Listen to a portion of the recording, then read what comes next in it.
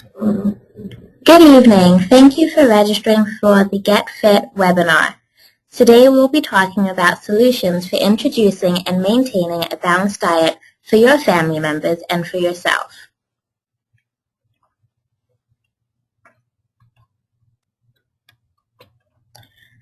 I'd like to take a moment to thank our presenters. We have Sandra Grency from the Family and Community Health Sciences, Rutgers Cooperative Extension. Michelle Brill from the Family and Community Health Sciences, Rutgers Cooperative Extension, and Nicole Turmel from Children's Specialized Hospital. Today's program will feature a Get Fit introduction by myself, Adiola, guidelines for good nutrition by Sandra, mealtime strategies for family and caregivers by Michelle, and new food presentations by Nicole. If you have any questions, you're welcome to submit those questions to the chat box at the bottom of your screen. So what is Get Fit? Get Fit was a health and wellness program established by the Family Resource Network in 2008. FIT is an acronym for Fitness, Integration, and Training, and our goal is to improve the quality of life and promote wellness within people with intellectual and developmental disabilities and their family caregivers. Our work is sponsored in part by a grant from the New Jersey Council on Developmental Disabilities. Some of you may be wondering what made us start Get Fit. Well, as you know, obesity is a big issue facing our nation today. However, many providers do not face obesity when dealing with individuals with intellectual and developmental disabilities. These individuals face the same challenges as everyone else when trying to sustain a healthy lifestyle. In addition to this, individuals with disabilities have limited access to services, and these services will really help them overcome these challenges. Obesity rates are higher within the disability population. Among adults, they are 58% higher, and among children, they are 38% higher. Individuals with disabilities are also at a higher risk for obesity-related diseases, such as diabetes and metabolic syndrome. So why do individuals with disabilities have a higher risk of obesity? Well, this can be due to physical and attitudinal barriers, stigma and stereotypes, and a chronic lack of opportunity. Here at the Family Resource Network, we believe that everyone has the right to access a healthy, active, and happy life. And if you're logged in for this webinar, then so do you. So join us today, and let's talk about ways that we can close the gap in health outcomes by improving the access to health and wellness opportunities for you and your family. I will now be passing over the floor to Sandra Grency to talk about guidelines for good nutrition. Thank you, Adiola. Let's start with a review of good nutrition guidelines for all Americans. The Dietary Guidelines for Americans are a set of recommendations for healthy eating and disease prevention for all healthy people over the age of 2 years.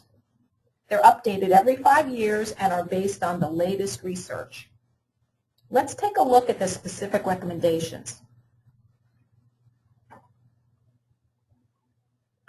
The 2010 Dietary Guidelines included the following 4 key consumer messages. Build a healthy plate. Cut back on foods high in solid fats, added sugars, and salt. Eat the right amount of calories for you. And be physically active your way. We'll take them one at a time and discuss them in a little more detail.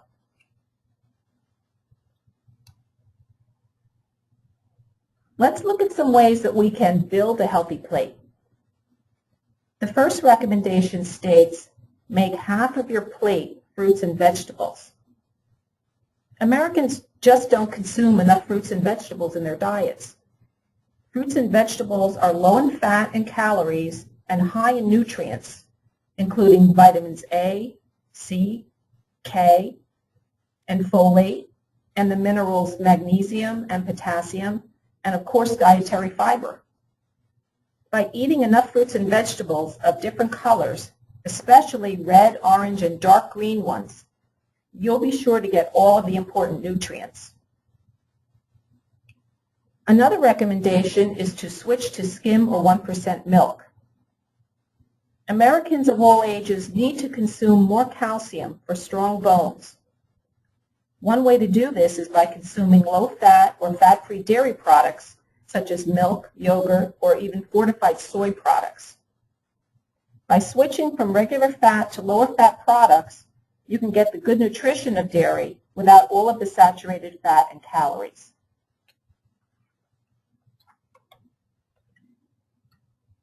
The dietary guidelines also recommend incorporating healthy portions of lean protein foods. For example, fish, poultry, lean beef, lean pork, and plant sources of protein like beans and legumes. But keep portions small. 1/4 of the plate is reserved for lean protein. The next recommendation tells us to make half of our grains whole grains. Grains are the seeds of grass plants, such as wheat, oats, rye, rice, and corn. When grains are processed or refined, the outer layers are removed, which also removes important nutrients, such as iron, magnesium, selenium, B vitamins, and fiber. Whole grains contain all of the original nutrients and are healthier to eat than refined grains. Let's look at a food label to see how to identify whole grain products. Does this look familiar to you? This is an example of the nutrition facts label that is on all packaged foods. We're going to look at certain sections of this label in our discussions.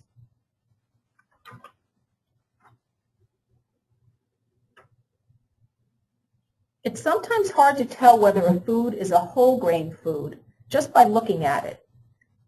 For example, a bread that looks dark in color could just have food coloring in it to make it look dark. If a food contains 100% whole grains, often the manufacturer will list that on the front of the food as a selling point. But the best way to tell is to look at the ingredients list on the food label. If a whole grain is listed as the first ingredient, then it is a good source of whole grains. Label number 1 on our slide lists unbleached enriched flour as the first ingredient. This is refined flour that has some nutrients added back in. If we look closely at this label, whole wheat flour and rolled oats are whole grain ingredients listed farther down the food label, meaning they're not the main ingredients. But label number 2 lists whole wheat flour as the first ingredient on the food label. This bread contains all of its flour as whole grain flour and is a healthier choice. So make half of your grain choices whole grains.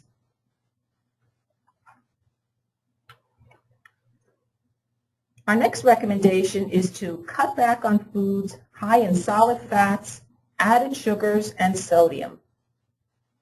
Let's look first at solid fats. Solid fats are fats that are solid at room temperature.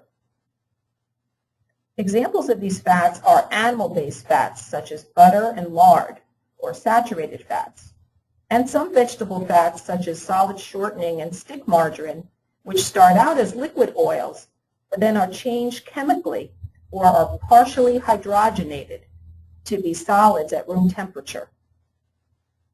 In some cases, changing the vegetable oils produces a type of fat called trans fat, which acts a lot like saturated fat in the body. Saturated fats and trans fats have been associated with heart disease if consumed in high amounts. It's important to reduce the amounts of these fats in our diets. We can use a nutrition facts label to help choose foods low in saturated and trans fats.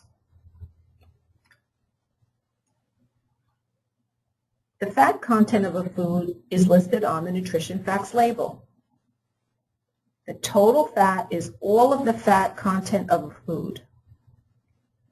Saturated fat and trans fat content is listed underneath the total fat. It's important to keep saturated fat and trans fat content as low as possible. So the first label on the left shows a food high in total, saturated, and trans fats. The source of trans fat in the food is probably from the vegetable shortening, partially hydrogenated oils that you see on that label. The second label to the right shows a food which is lower in total fat and has no saturated fat or trans fat. This food is a better choice than the other food in regard to fat content.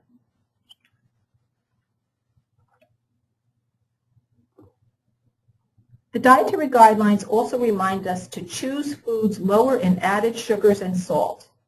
Let's look at sugars next.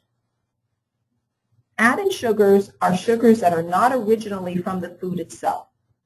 For example, an orange contains some amount of natural sugar that is part of the nutrition content of the fruit. Orange fruit punch, however, is made from water and added sucrose, or table sugar, or high fructose corn syrup. These are two types of added sugars. Often foods with a lot of added sugars do not have many other nutrients, just empty calories, and we should limit these types of foods. Examples of foods with a lot of added sugars include candy, soda, fruit drinks, cakes, cookies, sweetened specialty coffees, sweetened iced teas, sports drinks, and sweetened cereals.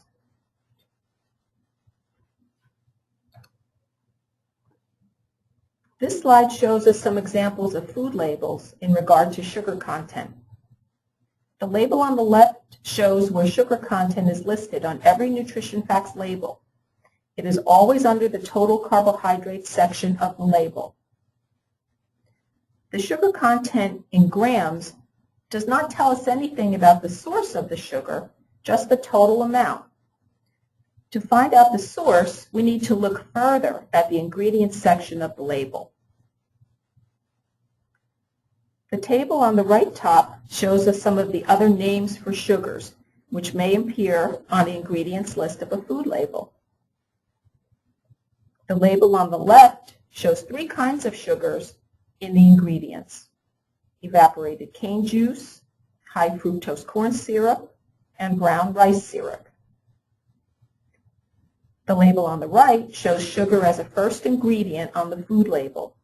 It appears as the first ingredient as sugar, and then it's even listed as an ingredient later on in the chocolate chips.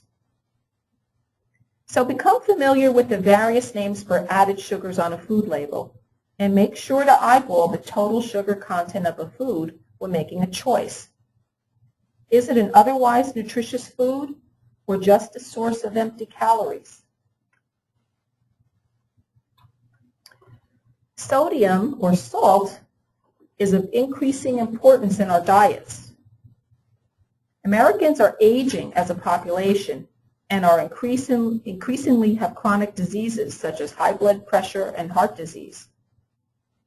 Sodium should be reduced in the diet to prevent chronic disease and to better manage existing disease. High sources of sodium include fast foods, processed foods, sauces, gravies, spice mixes, salted snacks, restaurant foods, and some canned foods. This slide shows where sodium content of a food is listed on a food label. This number includes all of the available sodium in that food portion. And the sodium guidelines are shown on this slide to the right, with the higher number, 2,300 milligrams per day, for healthy people under the age of 51 or for non-African Americans, and the lower number, 1,500 milligrams per day, that applies to older adults, anyone with chronic disease, or African Americans of any age. Use the nutrition facts label to compare the amount of sodium in a food to the daily target for you. The dietary guidelines have a focus on energy balance, which means maintaining a healthy weight by eating the right amount of calories that your body needs and not more than that. In the last several decades, Americans have tended to eat more calories than they need, and this has resulted in weight gain and the increasing rates of obesity. Reasons for this trend include oversized portions and readily available high-calorie foods, as well as less physical activity. It's important to avoid portion distortion and to focus on following your body's cues for hunger and fullness. Another good strategy to prevent overeating is to eat more meals at home, where you can control the food options and preparation methods. If you must eat out occasionally, pay attention to the guidelines for healthy plates that we just talked about, even though you're eating out at a restaurant. For example, a good strategy is to share an entree, which can also save you money.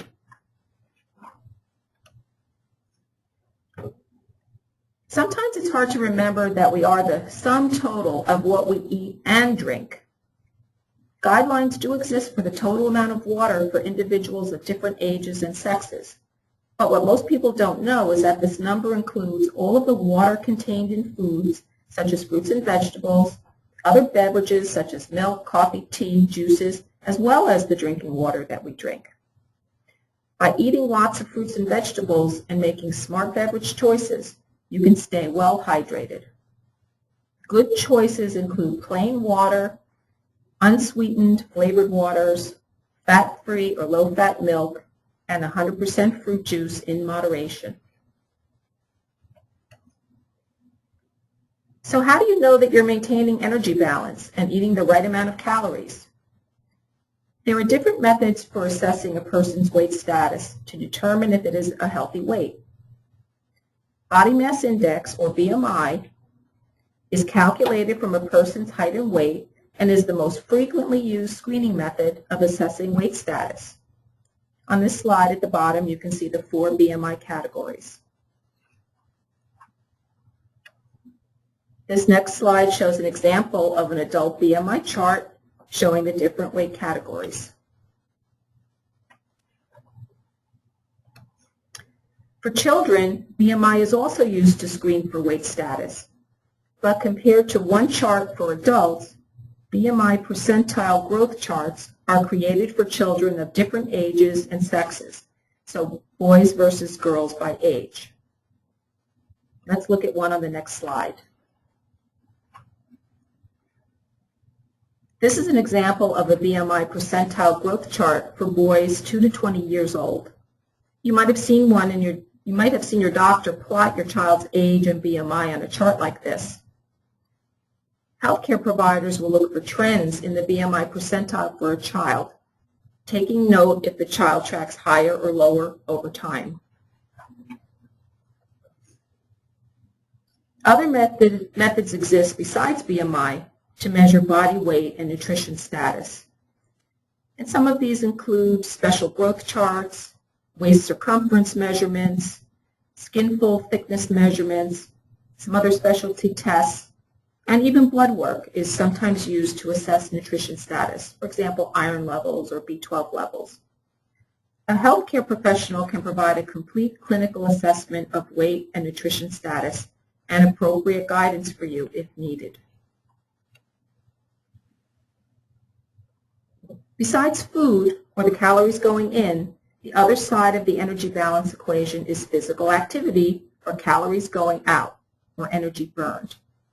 The physical activity guidelines for Americans recommend at least 150 minutes per week of moderate intensity physical activity. That's the activity that gets your heart rate up, aerobic activity, plus muscle strengthening activities on 2 or more days per week. Good advice is to start slow, pick what you enjoy, and increase as able. And just as for adults, physical activity is equally important for children. Children need at least 60 minutes each day of physical activity. It should be enjoyable, age-appropriate, and combine aerobic, muscle, and bone-strengthening types of physical activity. If anyone, including people with disabilities, is unable to meet the general guidelines for physical activity, it's important to do what they can and adapt to their own abilities. Some physical activity is better than none. And it's also important to consult with a healthcare provider for specific guidance or recommendations. Many other specific factors can affect a person's overall weight and nutrition status. These factors can influence the body's metabolic rate, the intake of food, the absorption of nutrients from the GI tract, and I've listed some examples on this slide. If there are concerns about growth, weight, nutrition status, or any other health concerns, it's a good idea to consult with a medical professional for accurate, reliable advice. Thank you, and I will turn it over now to Michelle Brill, who will talk more about specific strategies for healthier eating. Thank you, Sandra. We would all enjoy improved health if we followed these guidelines. Unfortunately, we know that many Americans suffer from the chronic diseases you see on this slide, such as heart disease, obesity, high cholesterol, high blood pressure, diabetes, seizures, hearing and vision problems, low bone mineral density, and poor conditioning and fitness. We know through research that individuals with developmental disabilities have a higher risk of developing these chronic health conditions and at younger ages than other adults due to biological factors related to their disabilities and problems with access to health care and lifestyle and environmental issues. The American Dietetic Association came out with a paper in 2010. They're now known as the Academy of Nutrition and Dietetics. And that paper confirmed that individuals with developmental disabilities are at increased risk for many chronic diseases and should be under the care of a medical team, which includes a registered dietitian or a DTR, that's a dietetic technician registered. And the American Dietetics Association paper recommended, quote, the support of programs that promote health and wellness throughout the lifespan for persons with developmental disabilities and special health care needs. Other university research notes that with this, quote, with the scant attention given to health promotion strategies for people with disabilities, a need exists for community organizations to provide health information services like health education and fitness activities for persons with disabilities to address age-related and disability-related conditions and decrease the risk of acquiring new health conditions. Get Fit addresses this identified need. Developmental disabilities can affect nutritional status, which can subsequently impact children's and adolescents' growth and weight. Individuals with developmental disabilities might be affected by the medical issues attendant with their diagnoses, such as food intolerances or food allergies, or the need for tube feeding, digestive problems, food jags, difficulties chewing or swallowing, or have other oral motor difficulties. And as Sandra mentioned, medications can affect appetite, weight, mood, alertness, and gastrointestinal functions. Often this population is less physically active due to their physical challenges and mobility limitations, lack of accessible environments for sports and recreation, lack of play opportunities with peers, and a lack of resources such as money, transportation, and social support. Some individuals exhibit eating practices that will lead to an unbalanced diet, such as inadequate or excessive eating and multiple food dislikes. The behavioral component is most often identified as the major contributing factor in feeding difficulties, despite underlying medical or developmental issues. Being overweight or obese raises the risk of developing the chronic diseases we've already spoken about. Because of their dependency on their caregivers to select, prepare, and serve their food, it's up to caregivers to learn about proper nutrition and physical activity in order to be a good role model. For example, follow the Dietary Guidelines for Americans and choose My Plate messages. Build a shopping list based on the food groups that includes fruits, vegetables, whole grains, low-fat or fat-free dairy, and lean protein. Make it a habit to eat at the table and not in front of the screen like the TV or computer. Make an effort to increase the frequency of family meals each week. They can be breakfast, lunch, or dinner, and there are great benefits nutritionally, socially, and emotionally associated with family meals. Pursue opportunities for physical activity, even something as simple as taking a walk together or simply stretching or moving while watching TV. Show enthusiasm when tasting something new and healthy, and keep the eating environment positive and relaxed. There are many ways that families and caregivers can improve the eating practices and diets of their family member with disabilities. Shared meal planning saves money and empowers individuals to have a voice and a choice in what they eat. Meal planning also saves money. Fun utensils and gadgets can add excitement and a challenge to eating. I had an experience several years ago as a teacher at a school for students with multiple disabilities in a nutrition club that I formed. The challenge that day was for the students to eat different colored grapes. I had green grapes and purple grapes. What made it difficult for them was not only the challenge of eating a new food, but I decided to serve the grapes with chopsticks. This created such excitement and interest and challenge for the kids that they were just determined to get those grapes onto their chopsticks in any way that they could, and by the end of the session had cleaned their plates of both green and purple grapes, something that they normally would not have chosen. So making the experience fun, different, unique by using gadgets such as what I have on the slide, a melon baller, special shaped cookie cutters for sandwiches, will increase interest in the food and possibly help your family member get over any resistance they have to trying something new. Pretend you're on the Food Network. Invest in or make some chef's hats or special aprons to wear during meal preparation.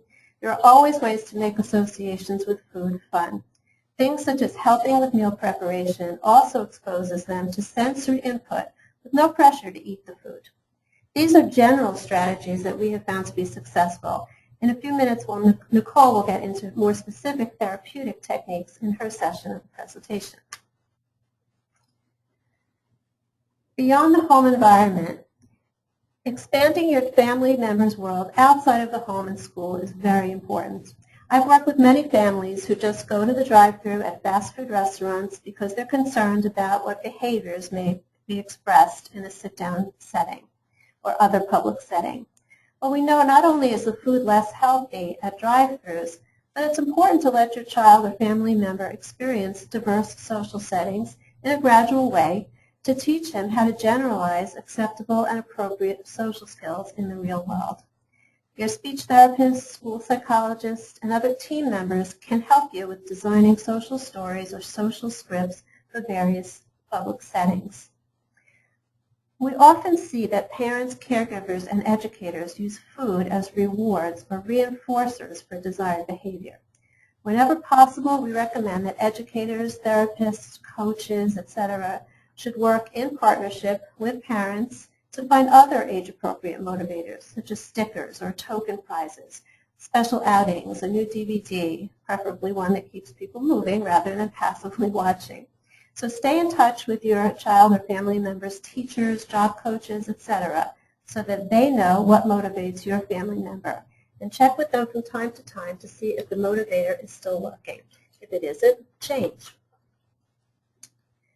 Because many people with developmental disabilities are strong visual learners, use visual supports as much as you can. See if the speech department or other school team member can share BoardMaker tools with you. BoardMaker is a software program, and on the next slide you'll be able to see an example of how it's used.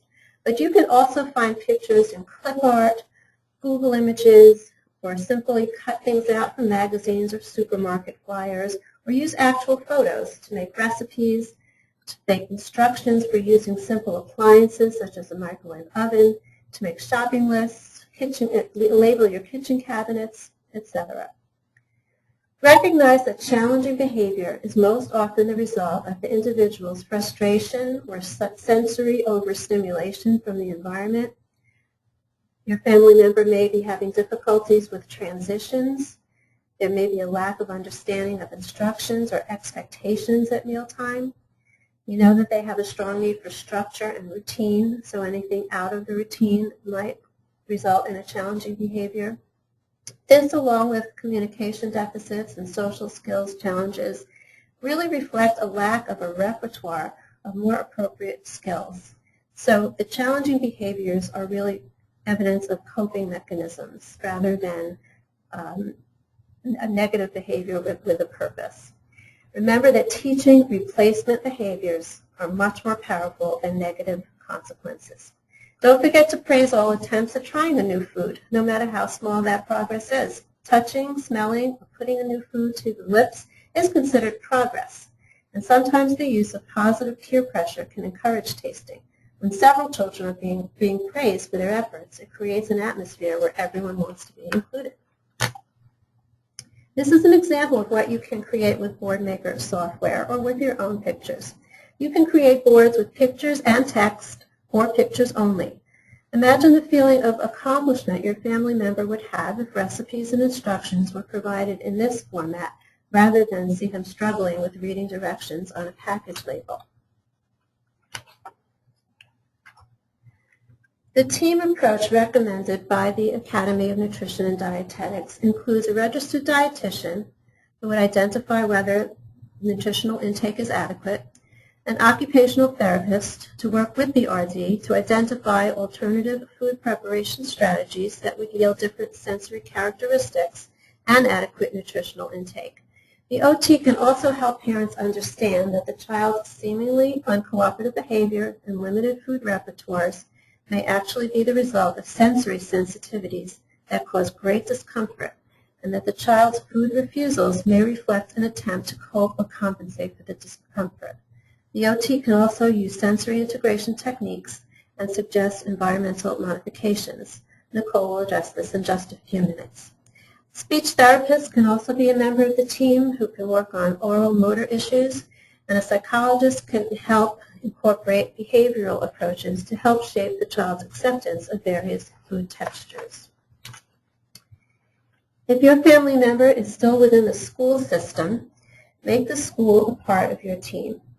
More and more, we're seeing students being educated in their home districts rather than being placed in an out-of-district school. The training and skills of teachers are very variable, and the school setting could be an inclusive classroom, a resource room, an in-class support room, or a separate special education room.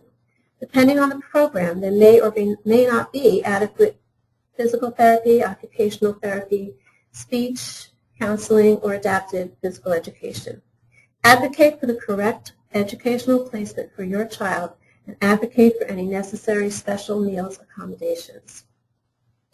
School wellness councils are a collaboration of school personnel, meaning administrators, teachers, food service personnel, nursing services, phys ed departments, parents, and students. The School Wellness Council's role is to develop programs and policies that optimize student and staff health and comply with existing regulations. Many school wellness councils use tools to assess the strengths and challenges within the school's wellness environment, including health, nutrition, physical activity education, wellness policies, counseling services, staff wellness, student safety, school meals, nursing services, etc. According to federal legislation passed in 2010, school wellness policies must be developed, implemented, and evaluated periodically, and the public, including parents, must be updated. If you can volunteer your time to represent the special needs community on your school wellness council, you will help ensure that wellness efforts are inclusive. Our next speaker, Nicole Turmel, is an occupational therapist at Children's Specialized Hospital, and she will be talking about the work that she does in their feeding program. Thanks, Michelle. As an occupational therapist, I'm often asked the question, what is sensory processing, and how does it impact feeding? Sensory processing refers to a person's ability to register, interpret, and act on sensory input in an appropriate manner. The amount of input that an individual needs to register the sensory information varies by time of day, activity, or situation. At times, we may need more input for longer periods of time before we register it, and at other times, we need only the slightest input before we detect it or respond to it. This is often referred to as over and under reactivity to sensory input. Modulation is just one aspect of sensory input. Sensory modulation refers to one's ability to grade their responses to sensory input in order to match the intensity of the input registered. As an example of modulation, I'm going to ask you to imagine yourself walking down New York City at about noontime. You're walking on the street, there are people around you, and it's daylight. You hear footsteps behind you, but you don't act on them, you don't think twice, and you just keep walking. Now picture yourself on that same street at midnight. You're alone and it's dark. You hear the same intensity of footsteps behind you. However, now your heart starts to race. You start walking faster and you become frightened. You're responding to the same input, but your response varies based on the environment and the situation. That's one good example of modulation. Individuals with developmental disabilities often experience over and undersensitivity to sensory input, impacting their interactions with friends, family, and the environment. They may have emotional over or under reactions to sensory input, often yelling or crying following an input that should not elicit such a response. I often find when we touch children and they respond by saying, "Ow," that's one example of an over-response to sensory input and their inability to modulate their response to match the intensity of input. These difficulties with sensory processing impact the individual's ability to achieve and maintain what we call an appropriate level of arousal. This arousal is what allows them to sit and participate in new food experiences. Individuals who are over-aroused at mealtime may have difficulty sitting still. They may have difficulty visually attending to activities and have limited tolerance for redirection to task. On the other hand, individuals who are under-aroused at mealtime may often be seen as out of it or lethargic. They may have difficulty attending to the task, they may become distracted by other stimuli, and show generally limited interest in mealtime activities and new food introductions. Mealtimes are generally filled with lots of sensory input, and individuals with sensory processing difficulties may have difficulty modulating their response to the sensations of mealtime, resulting in negative mealtime behaviors. The smell of new fish in the home may result in crying or screaming. The sounds of stir-fry cooking on the stove may result in ear covering and withdrawal from the room. Bright lights at the mealtime table may result in increased resistance to sitting and limited eye contact with others. These inputs that I'm talking about here are often subtle to most of us. However, the overreaction that they cause in individuals with developmental disabilities lead to frustration with their caregivers in their attempts to figure out what has caused the behavior. So how do we know if we're talking about a generally picky eater or if we have significant problems with feeding? Well, let me tell you, I was a picky eater. My parents will tell you I prefer to eat peanut butter and jelly at Thanksgiving over turkey. However, I was just the picky eater. I had at least 30 different foods in my diet, and although I might get bored with one food because I ate it too much several weeks in a row, I could typically add that food back into my diet again after giving it a rest. Picky eaters will typically tolerate new foods on their plate without difficulty and will comply with requests to engage with food by touching it and tasting it. I was able to eat at least 1 to 2 foods from each food group, including vegetables, fruits, proteins, and carbohydrates, as well as from each texture group, like crunchy foods, smooth foods, and chewy foods. For the picky eater, new foods can generally be added in their diet in what we call 15 to 25 steps, and we'll return to those steps in just a few moments. A problem feeder, on the other hand, has extremely restricted range and variety of food accepted, generally accepting less than 20 foods total. I once evaluated a child who accepted only Captain Crunch cereal and peanut butter on white bread. That was his diet. That was it. There were no other cookies, no crackers, no chips, no fruits, no vegetables. Just those 2 foods.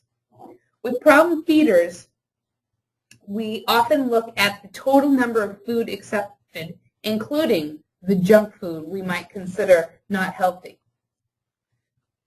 Foods that are generally lost by the problem feeder are not easily reintroduced. The problem feeders tend to fall apart with the presentation of new foods, including crying, anxiety responses, and withdrawal from mealtime activities. Problem feeders typically refuse entire food groups based on the texture, color, or food group itself. For example, children and individuals with developmental disabilities might say, "I don't eat vegetables," and they won't explore new foods that fit into that category. Again, problem feeders require more steps and longer period of time before they'll accept new foods. When we talk about resistance to new foods, we need to think about the rules that our society has developed. Over the course of time, we all develop rules about our food preferences. These rules will tell us that we eat eggs for breakfast and spaghetti for lunch. And although we often have breakfast for dinner at my house, we rarely have dinner for breakfast. Individuals with disabilities can also develop their own rules around food. For example, we've all met someone who says, "My foods can't touch." Individuals who say, "I don't eat green foods." And we have individuals who believe that all chicken nuggets are shaped like dinosaurs. These rules are generally likely to develop without our knowledge or without the knowledge of caregivers, and often become embedded as part of their routine before we can share and develop family rules around mealtime. Individuals with developmental disabilities may accept certain foods because they know what to expect from them. When I eat a chip, it will be salty, it will crunch, and then it will start to get softer in my mouth when I chew it. In the same way, new foods may be resistant. They may be resistant to new foods because they don't know what to expect from the foods, either from the taste or the texture. Rules are developed and may result in self-restricting behaviors, limiting their intake to certain brands, containers, shapes, or colors of food. We call these rules food jags. As part of the therapy for feeding difficulties, our goal is to prevent food jags whenever possible.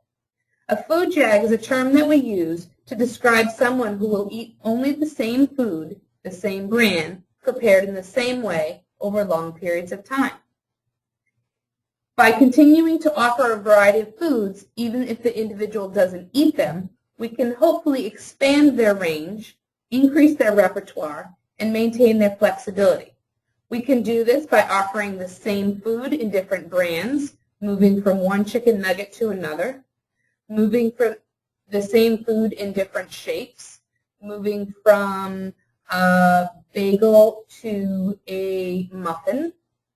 Not the same food, but you're maintaining the same shape and you're trying to transition to a new food. And by varying the color of foods. So if we typically eat white cheese, maybe we introduce an orange cheese. In an attempt to prevent food jags, we want to remove most food from their packaging prior to the presentation whenever possible. I meet a lot of individuals who will base the foods that they will accept only on the looks of the packaging alone. Include changes in their feeding materials as well. Offer food on different plates, use different utensils, and from different containers whenever possible. We've all met the person who will drink water out of only one cup and milk out of only another cup. We want to maintain that flexibility whenever possible. We want to create successful new food experiences. Individuals with sensory processing difficulties are probably seeing therapists or teachers that have shared strategies with you to help them organize the individual prior to meal times. In order to maximize success, ensure that the individual is hungry. We want to limit food and liquid 2 hours before a new food is introduced. That will allow the individual to be hungry and be more interested in mealtime activities. If the individual is not hungry, the likelihood of them picking up a new food and exploring it is limited. We often encourage families to offer new foods at snack time rather than mealtime. Mealtimes tend to be very stressful for families, and we want the meal to be enjoyable by the entire family, not just the individual with feeding difficulties. We want to encourage positive interactions with food. Just as Michelle said, we want to reinforce all attempts to explore the food with their hands and their mouth. We can all play with the food in preparation for eating. I like to encourage the whole family to participate in mealtime activities. If one individual is learning to explore broccoli, the entire family should model desired behaviors and engage in the positive interactions with food to demonstrate the skill to the individual who has feeding challenges. We often talk when we're introducing new foods about the systematic introduction to food. We want to present foods in a systematic way so that as not to stress the individual to a point of no return. We want to expose the child or individual to a graduated hierarchy of anxiety-producing stimuli. This is a technique used by psychologists frequently to reduce the stress associated with a certain event or activity. In this case, the activity is a new food, and the event is we're trying to eat it. We want to begin with the least threatening techniques and work up to more challenging strategies as the individual's comfort improves. On the next slide, you'll see that we've developed a hierarchy of food introductions. At the bottom, purple level, you see that there's no physical interaction with actual foods needed. You can explore foods through television, books, videos, magazines, or any other method that you can to explore foods without them being in the room. As we've talked about increasing our activity level, you can encourage individuals to take a walk and find what foods they see in their environment. Which brings us to the next level, the sight and smell of foods. That may be foods when you go shopping, foods on a table within the room, and foods on their own plate. Each of those steps represents one little step towards new food acceptance. If they're able to interact with foods and fresh fruits and vegetables at the grocery store, pick them up and put them in the cart, that's one exposure. Each activity that you do provides them a little bit more exposure and a little bit more comfort level. Moving up to the next level, you'll see that you can explore foods at the touch level. Touch them with fingers, with hands, with your arms and your face. You can talk about how messy you can get. Despite what our parents told us, exploration of foods and play with food can be fun and can lead us to our ultimate goal of increasing the acceptance of that food. At the next level, we encourage families to taste food. Touch the food to their lips and lick it.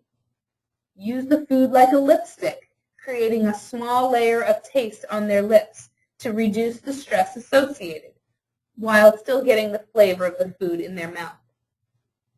Hold the food in your mouth, in your teeth, like a dog bone. Explore and play animals with foods. Lick it.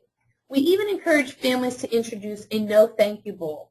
In the no thank you bowl, we ask individuals with disabilities to bite a food or hold it in their mouth and appropriately spit it out into the no thank you bowl so that we can gain those experiences without actually associating the stress of eating. The final level is to eat this food, including small portions or paired with other foods. And we'll talk about that a little bit more in just a moment. But remembering how many steps it took to get to that level, and not expecting an individual to move from the purple level to the green top level of eating new foods in one mealtime experience. Make sure you take your time and move along the hierarchy in a gradual manner. One strategy that we use is called food pairing. In food pairing, our goal is to introduce a new food by using a preferred food to reduce the anxiety. We're going to use safe flavors and textures to help us introduce this new food and gradually work on separating the paired foods, offering the non-preferred food at first and then gradually introducing the preferred. On the next slide is an example of how food pairing works. In this example, I talk about an individual who accepts cheese. And the family's only goal was to increase the amount of food or the new foods accepted. So we took a pair of food, thinking crackers might be something that goes well with cheese.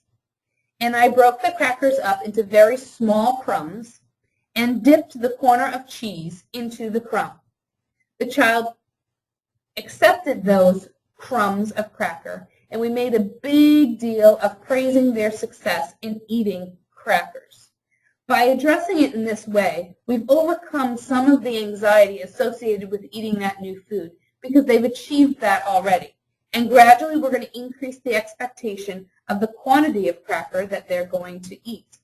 So moving from crumbs, we go to bigger crumbs, eventually offering a reverse cheese and cracker sandwich, where 2 small pieces of cheese envelope 1 small piece of cracker. Over time, as the individual shows improved organization in here, we're going to increase the size of the cracker and reduce the amount of cheese. We're going to work towards placing the cracker in the mouth and then offering a piece of cheese once the cracker is in the mouth. So you can see we're gradually separating those 2 foods, offering first the cracker, then the cheese to help with the swallow. Finally, we're going to offer a piece of cracker for chewing and swallowing, and then offer the cheese as a positive reinforcement for their attempts. This can be successful, and the only thing I encourage you to do is be flexible with the foods that you pair. We have developed rules around society saying that ketchup doesn't go with broccoli. However, if ketchup is an accepted food, that might be a food to pair with broccoli in an attempt to increase acceptance. Another technique that we use is called food chaining.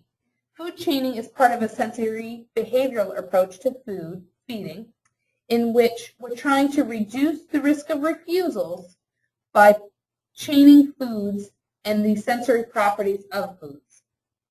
We're going to emphasize the relationship between the foods and liquids, such as taste, shape, texture, or temperature.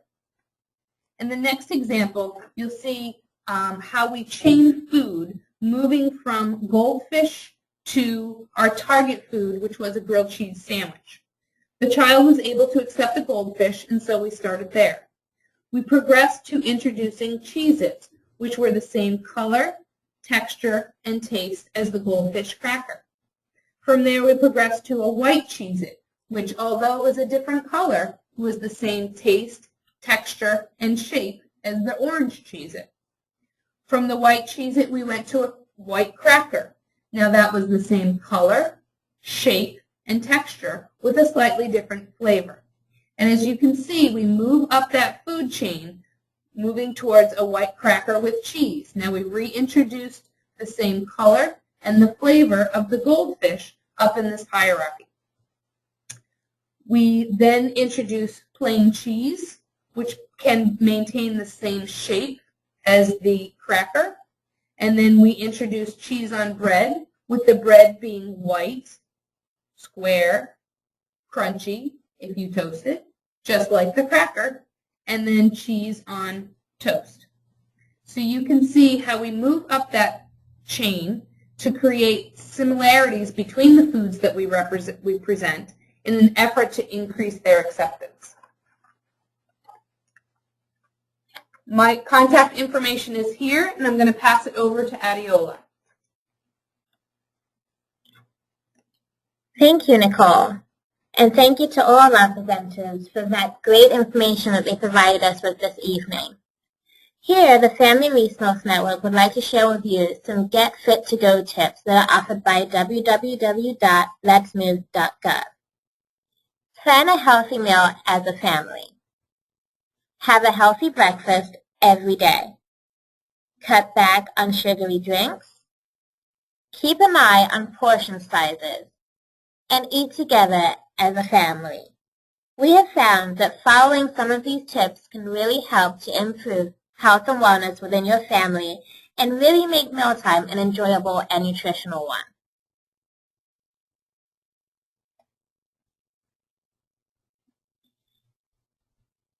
On March 19th, the Family Resource Network will be hosting a Lunch and Learn in Brick, New Jersey. This Lunch and Learn will be offered by Robert Trombley, a registered dietitian at Bancroft. We will be creating and maintaining balanced diets, learning some grocery shopping tips, meal planning, and selecting menus when we go out to eat at restaurants.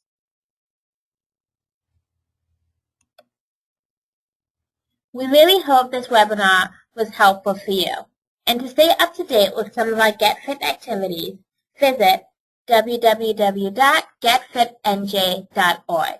Here, you can subscribe to our Get Fit Gazette, where over the next few months, our presenters will be sharing some healthy tips within our Nutrition Corner.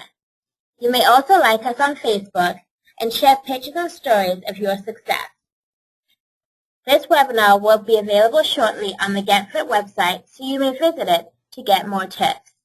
If you have any further questions, feel free to email us here at the Family Resource Network, and we'll be sure to forward those questions on to our presenters. Our contact information is also available on our website or through our Facebook page. We look forward to seeing you there and for you to share some of your pictures and stories with us. Thank you.